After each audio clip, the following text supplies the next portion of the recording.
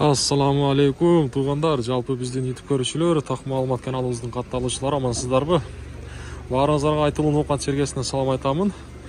Бүгүн буюрса 2024 жылдын 16 октябрь күнү болуп калды. Аптанын бүгүн шаршемби күнүндө турабыз, 3 күнүндө.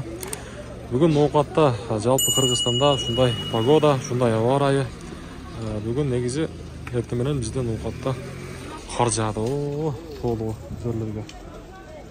Telefondan жақсы көрінмеді екен. Жаңалық ушундай. Эми курстарды тааныштырууну баштайын. Каналга катталып сөз түрдө лайктан басып коюңуздар. Доскоредо банк сатып алуу рубль 0,87 тыйын, доллар болсо 85 сом 40 тыйын болуп турат Доскоредо банкта. Коммерциялы Кыргызстан банкта рубль 0,87, бул жакта дагы доллар болсо 85,30, евро болсо 92,00. Мынакей акча алмаштыруучу жерде дагы рубльдин абалы 0,87 тыйын, доллар 85 сом 20 тыйын.